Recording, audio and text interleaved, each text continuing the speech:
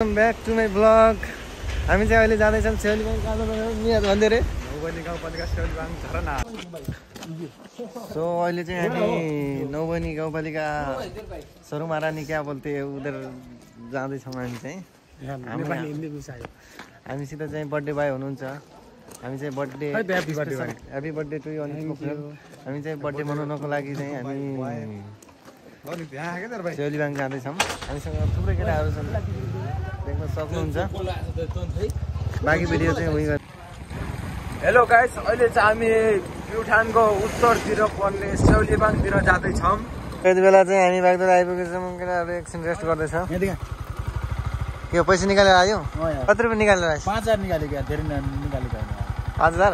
ल ठिक छ फेरि। सो यति बेला चाहिँ हामी बागडोलाबाट बर्थडे भाइको लागि केक लिएर आउँदैछौँ। के रे त्यो ठाउँ नाम? नौबनी होइन कि हामी भर्खर आएको रम्दी बजार। रम्दी। सो यति बेला चाहिँ हामी रम्दी हो कि नम्दी बजारबाट चाहिँ अफरोडिङ बाटो हिँड्दैछौँ।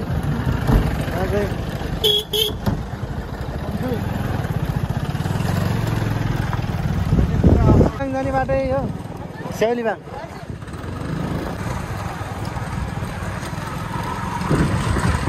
यो चाहिँ हाम्रो नौबनी गाउँपालिकाको भाइरल मन्दिर। सो हामी चाहिँ यति बेला नौबनी गाउँपालिकाको भाइरल मन्दिरमा आएको छौँ। तपाईँ चाहिँ देख्न सक्नुहुन्छ पछिको भाइरल मन्दिर। खोलाको ठ्याक बिचमा रहेको छ भाइरल मन्दिर चाहिँ। हामी एकैछिन बसेर फोटो फेरि सेलिबाङको बाटोतिर लागिहाल्छौँ है त। र अहिले चाहिँ हामी त्यो भाइरल मन्दिरमा फोटोसोटो खिचेर फेरि आफ्नो गन्तव्यतिर लागिँदैछौँ। मेरो साथमा हुनुहुन्छ अमर विष्ट राइडर र हाम्रा केटाहरू पनि पछि छ यता।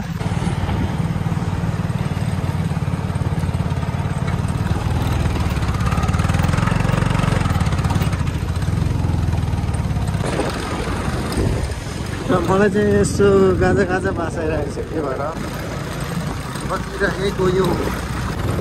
सो हामी चाहिँ अहिले बानी बजारको पर्खाइमा छौँ। अझै पनि आएको छैन बानी बजार। र यो सेलिबाङ जाने बाटो चाहिँ हल्का अप्ठ्यारो रहेछ, बिचमा त्यति अप्ठ्यारो पनि छैन।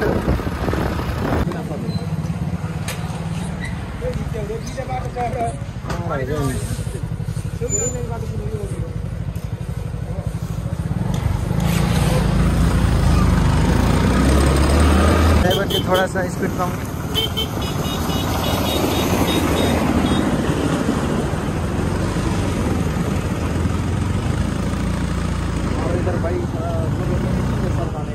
यहाँ चाहिँ फाइनली हामी चाहिँ नौबनी गाउँपालिका लङ बानी प्युठानमा आइसकेको छौँ। यहाँनिर चाहिँ बाटो फुल्ली पिच रहेछ भनेको त ठ्याक्कै अफरोड आइदिरहेको छ है। तर एकछिन भए पनि एकदमै राम्रो थियो।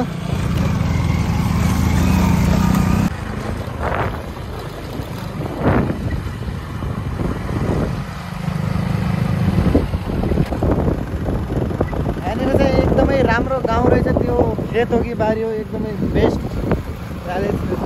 र हामी चाहिँ अहिले बर्थडे सेलिब्रेसनको लागि एउटा जङ्गलमा आएर चाहिँ बसेको छौँ। हाम्रो यता हुनुहुन्छ बर्थडे बोय र हामी चाहिँ केक निकाल्दैछौँ है।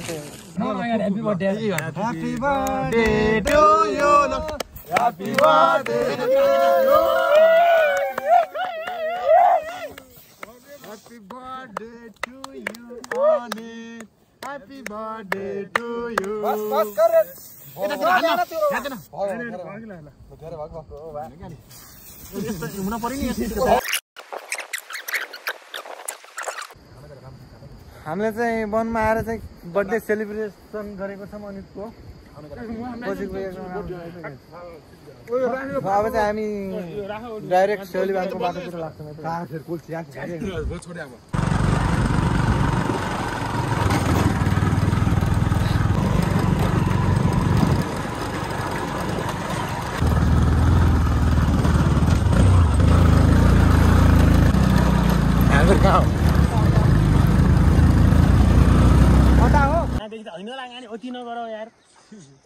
यस्तै छ कि खोल्छै खोल्छ।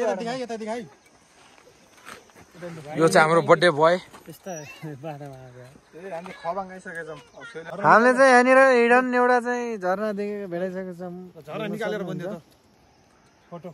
र अहिले चाहिँ हामी लगभग आधा बाटोमा आइपुगेछौँ। सेउलीबाङ जाने बाटो चाहिँ बडो बेकार रहेछ हौ, पुरा कालो बादल गरिदिरहेछ। यहाँ चाहिँ हामीले मिनी झरना देखिसकेको छौँ सेउलीबाङको। नुहाउन मन लाग्छ।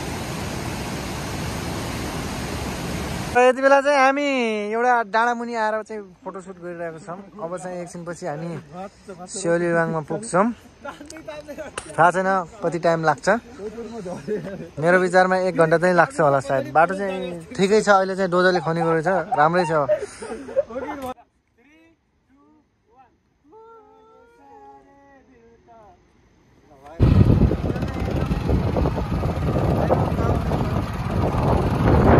पुरा कालो बादल गरिदिरहेछ घरहरू बनाएको रहेछ एकदमै।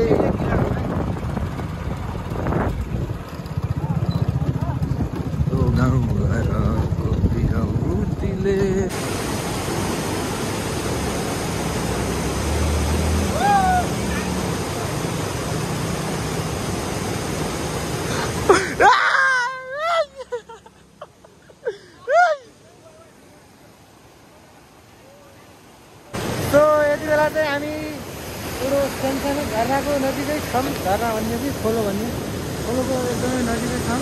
एकदमै राम्रो भ्यू रहेछ, तर घाम नलागेको कारणले चाहिँ त्यति राम्रो फोटो चाहिँ आएन। भोलि पनि आउँछ हामी सेउलीबाङ।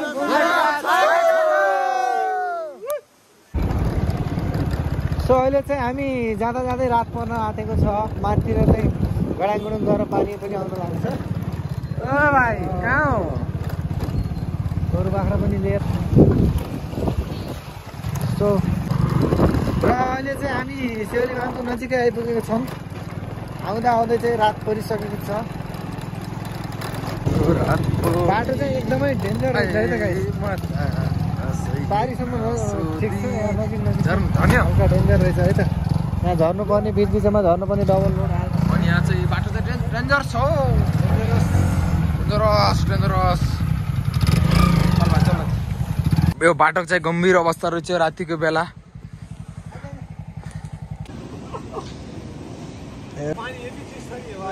त्यो खोलो चाहिँ यति ठुलो रहेछ नि, कसम से पुरा बाइकै डुबाइदियो आधा त। यहाँ पुरा इन्जिन जलेर यस्तो भइरहेको छ पानीले गर्दा। सब पुरै भिजेर जुत्ता सुत्ता छोडाएर केटाहरू यस्तो छ हाम्रो हालत पुरै।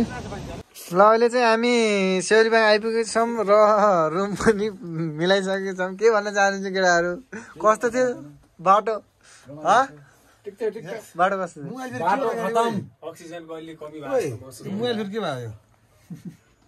हामी सोलबारीतिर छौँ भनौँ खाना खानुको लागि।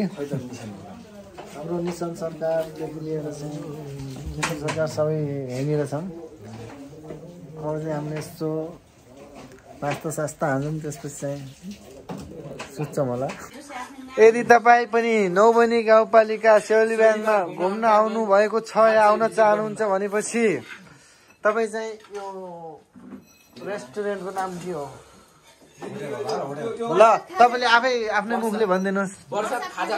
वर्षा खाजा घरमा चाहिँ आउन सक्नुहुन्छ। यहाँ चाहिँ एकदमै स्पेसल, तपाईँलाई भेज नन भेज सबै परिकारको खाना चाहिँ मिल्छ, एकदम राम्रो होइन।